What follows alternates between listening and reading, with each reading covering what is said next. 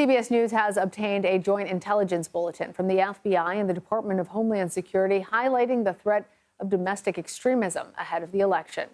The report reads in part, quote, domestic violent extremists with election-related grievances, such as the perception of election fraud or anger towards perceived political adversaries, pose the most likely threat of extremist violence to election-related targets. CBS News national security contributor Sam Vinograd joins us now for our weekly national security wrap-up. Sam, always good to have you. So first of all, just what stands out to you from this report? Well, Lana, on Friday, President Biden indicated that he could not guarantee that the 2024 election would be peaceful. That is a shocking statement. As you mentioned, DHS and the FBI released what is known as the Joint Intelligence Bulletin, or JIB, which is intended for their law enforcement partners. This comes on the heels of a series of public warnings of election-related violence, as well as a lot of work behind the scenes to prevent violence in the first place. What really stood out to me from this JIB was the historically broad range of targets of potential election-related violence named in this assessment. The assessment indicated, again, a historically broad range of targets that could be impacted by domestic violent extremists based on perceptions that certain individuals or entities were directly or indirectly linked to the election, including election workers, election infrastructure, candidates, their personal homes, and their public offices.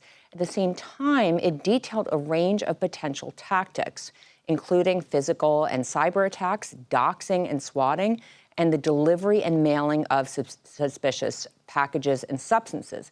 It also noted that this violence could persist at least through January 20th, 2025, the date of the inauguration. So overall, a very startling picture, and the need for vigilance is certainly warranted, Lana. Let's turn to the Middle East. Israel is still contemplating how it will respond to Iran's missile attack that occurred just before the Jewish holidays on Tuesday. Where does the situation in the region currently stand? Well, the reverberations of Iran's unprecedented attack against Israel and Israel's operations in Lebanon, Gaza, and the West Bank have an impact here at home. Earlier this week, the intelligence community released an assessment ahead of the one-year mark of the October 7th terrorist attack against Israel, indicating that the conflict in the Middle East could inspire individuals to violence here in the United States. Now, in the region itself, we are seeing a war of words alongside operational developments. The Iranian Supreme Leader Khamenei delivered a really unprecedented and very rare public sermon in Tehran today, indicating that Iranian proxies would not back down. The Iranian foreign minister indicated a harsh response to Israel was still forthcoming. At the same time, from an operational perspective, Israel is continuing its aerial operations in Lebanon and elsewhere in the region, as well as its ground operations in Lebanon, Gaza, and the West Bank as well. So while the world waits to see what Israel's response will be, there continue to be significant threats associated with the conflict, as well as operational developments. Sam, real quick, I want to get your take on something. The Justice Department and Microsoft have seized dozens of internet domains linked to Russian intelligence officials. Tell us what the DOJ is doing right now.